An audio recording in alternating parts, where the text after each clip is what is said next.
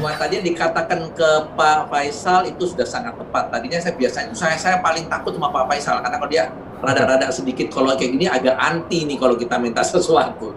Cuma saya terus terang sangat kaget Bapak Faisal menilai ini sangat positif. Betul sekali Pak.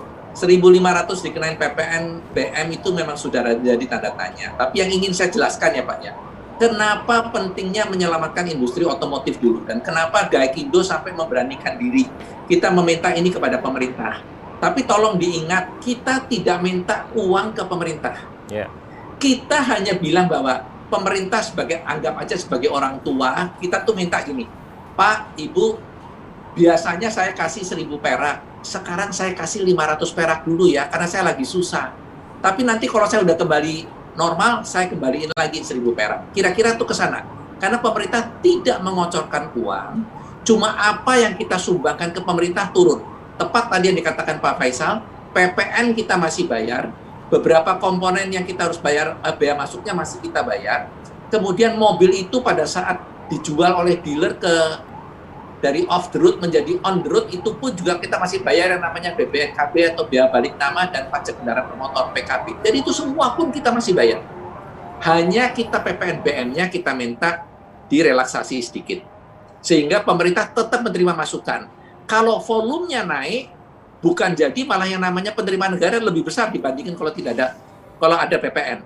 Jadi ibaratnya kalau ada PPN BM, saya jual 10, pemerintah cuma terima 1.000, jadi jual 10, terima 1.000, dapat 10.000. Tapi kalau PPN BM-nya dibuang, misalnya jadi 500, tapi kita bisa jualnya 50, malah kita dapatnya yang namanya 25.000, kan berbeda di situ. Nah, yang saya ingin katakan juga, kenapa ini sangat penting, Bapak harus melihat, kapasitas produksi kita tuh 2,4 juta kendaraan per tahun. Saat ini, tahun lalu itu kita cuma bisa yang namanya jual kira-kira sekitar 530.000. 530.000 pun itu tertolong karena Januari, Februari masih normal. Kira-kira masih sekitar 80-90.000. Kalau itu dipotong, itu kira-kira kita cuma jualan itu cuma sekitar 400.000. Sedangkan yang namanya ekspor kita itu cuma sekitar 200.000. Berarti kita cuma 600.000 kita produksi. Misalnya kalau kita nggak disupport ya. Kalau 600.000 dengan kapasitas 2,4, kita tuh cuma 25%. Dan ini pun pemerintah bilang jangan sampai ada PHK. Kita tidak pernah mem-PHK orang sampai saat ini. Yang ada adalah tenaga kerja yang sifatnya kontrak maupun yang namanya outsourcing, kita tidak perpanjang lagi. Yang paling mengerikan, apabila ada satu merek, misalnya merek A, terus merek A bilang gini, market di Indonesia kecil sekali ya, saya kok menjadi rugi untuk menjalankan pabrik di Indonesia. Sementara pabrik di Indonesia saya tutup dulu, kebutuhan di Indonesia yang kecil ini saya supply dari luar negeri, apakah itu dari Thailand, atau dari Malaysia, atau dari Vietnam, silakan kita. Karena tidak ada bea masuk lagi dengan ASEAN Free Trade Agreement ini. Jadi bedanya cuma ongkos angkut aja. Kalau dari Thailand, ongkos angkutnya berarti nambah gitu aja. Tapi harga kira-kira nggak beda-beda jauh. Nah, ini yang mengakibatkan bahwa kalau nanti sudah normal pun belum tentu si pabrik akan buka lagi. Dia bilang, udah saya udah gedein kapasitasnya di Thailand. Udah sementara supply aja dari Thailand. Kita punya industri mati, untuk kebutuhan domestik kita harus impor, ekspor pun akhirnya jadi mati. Lebih cilaka lagi.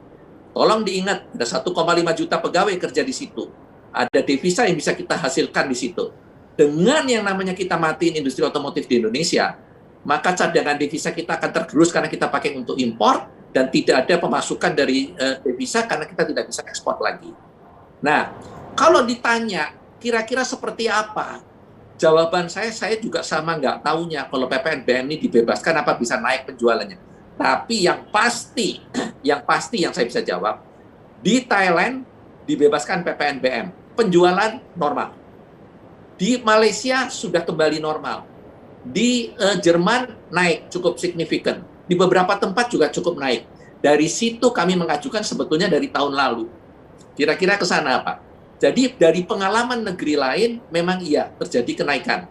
Jadi kalau memang pemerintah dalam hal ini Kementerian Keuangan dan Kemenko menargetkan kira-kira naik dari 53.000 atau 52.000 menjadi 65.000, rasa-rasanya masih masuk akal.